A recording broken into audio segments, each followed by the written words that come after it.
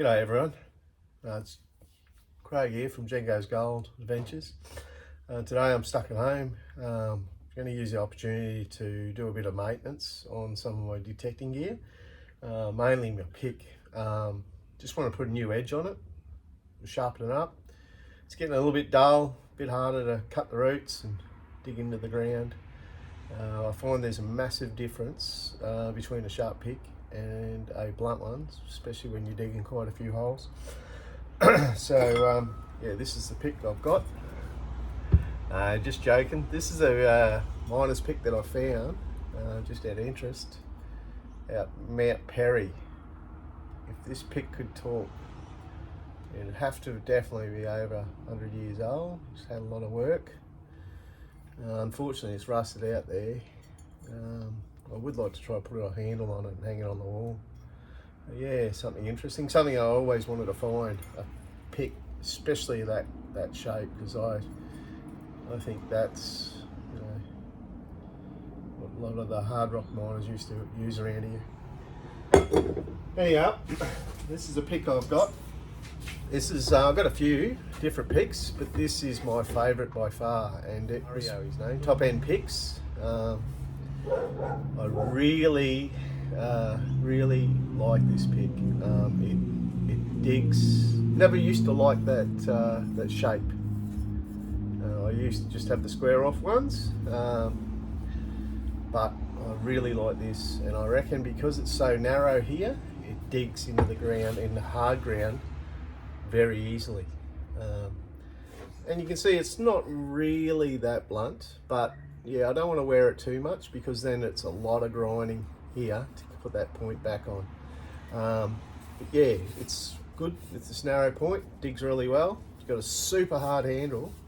The only thing I've done is I've changed the screw out. After a while it became a bit loose and I'll put a bigger screw in. But yeah, I'll give this a clean today and oil it up, re-oil it. But this is probably the edge that I use a lot for cutting roots and stuff, and you can see that's quite dull. Just up at Claremont last time I was up there, I actually smashed the hell out of a rock to get a nugget out of it, and I was just full on beating it. Now the main issue with putting another edge on this, or sharpening up the edge, is you don't want to, this is tempered steel, and you don't want to lose that temper. So the best thing to do is definitely do not get any of these points, especially the fine tips, red hot, along there, red hot, and keep it cool. So I've actually got a massive, not a massive, but a big bucket of water here. So I've just checked to make sure the full pick goes in, and I'm going to douse that in water really regularly.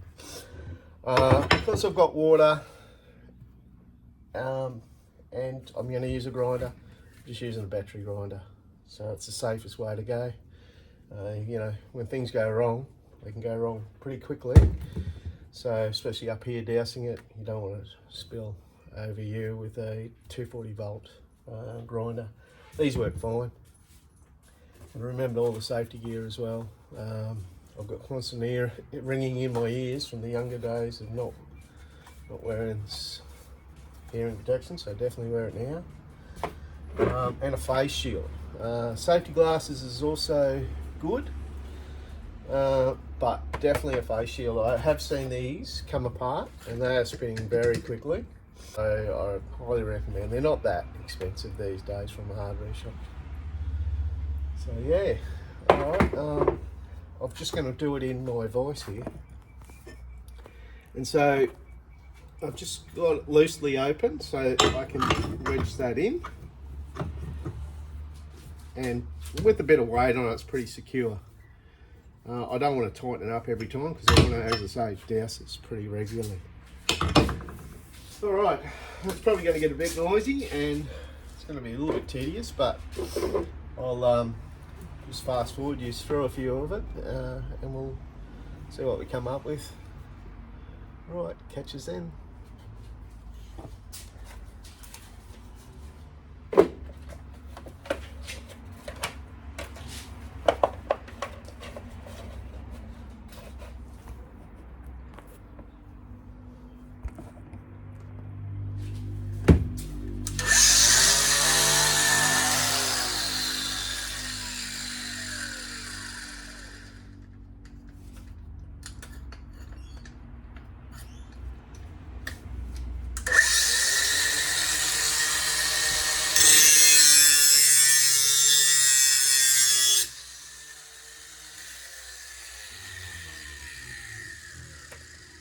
Another thing to be aware of is where your sparks are going in your shed.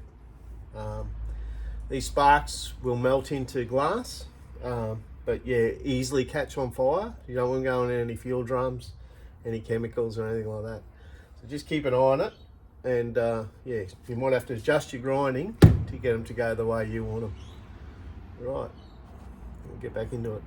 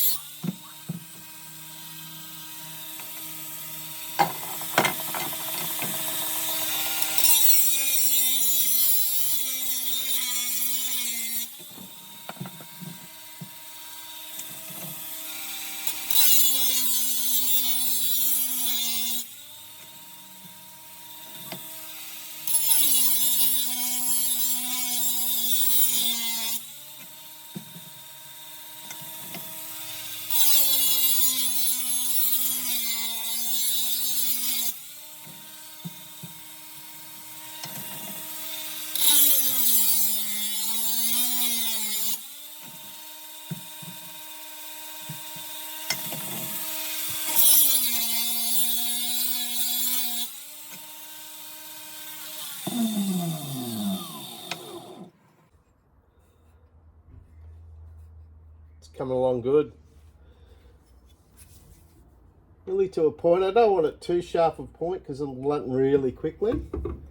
It's not far off it though. Just a little bit more on this side, I think.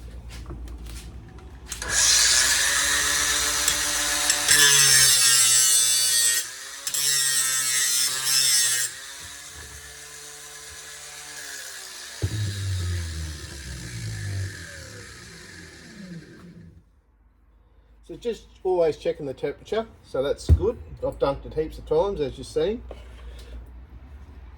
I'll just work on this.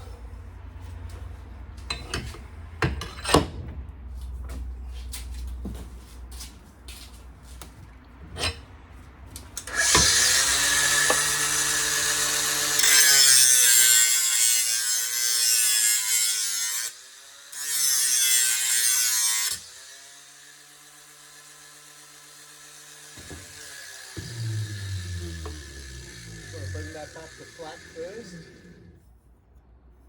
It's almost there.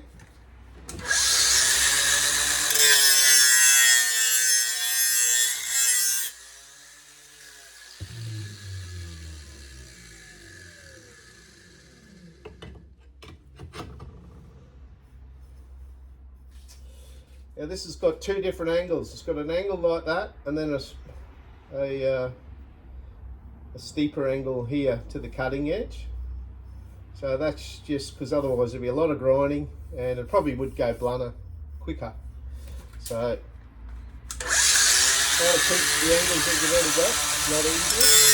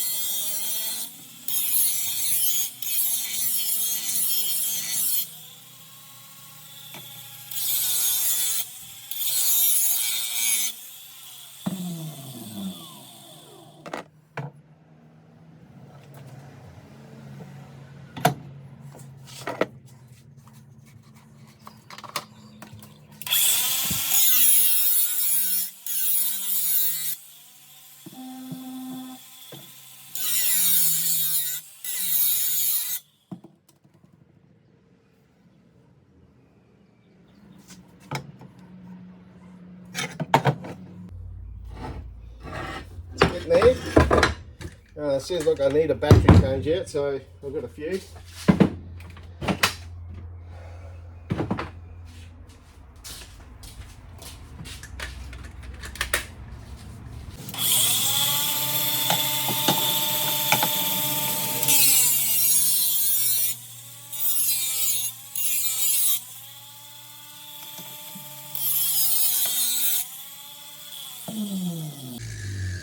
Yeah, that's looking good.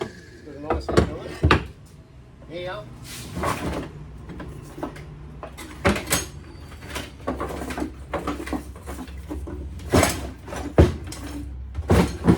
that was a grinding disc. Now,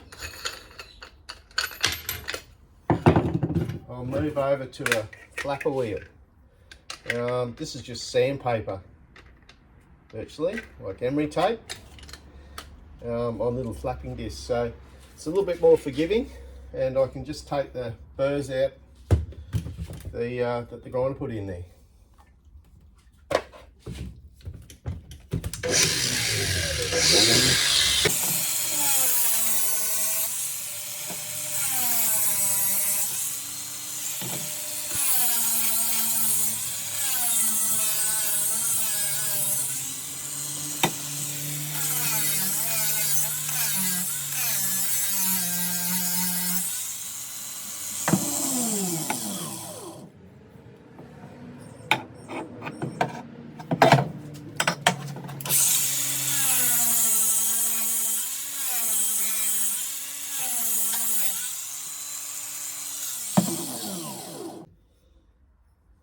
Yeah, that's good. Right,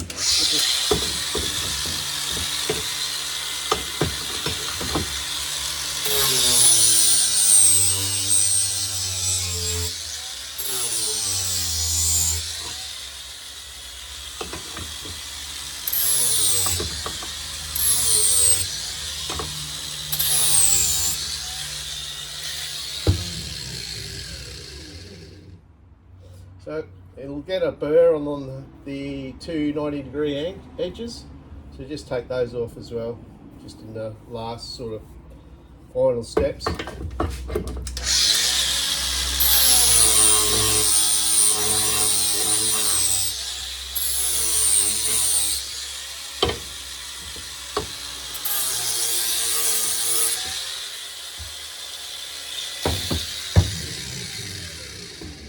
Yeah, because you want this sharp, but you don't want it that sharp that's going to cut you. So that's about it for grinding. I'll probably give it a bit of a spray of some lanolin, and I'll give this a clean up and just oil the timber shaft, and it'll be right to go for another 6 months. That's it, nice and sharp, ready for action again. Right, thanks for watching. Don't forget to like, subscribe, and turn on the notification bells, and if you could share it, would be much appreciated. Thanks again, guys. See you later.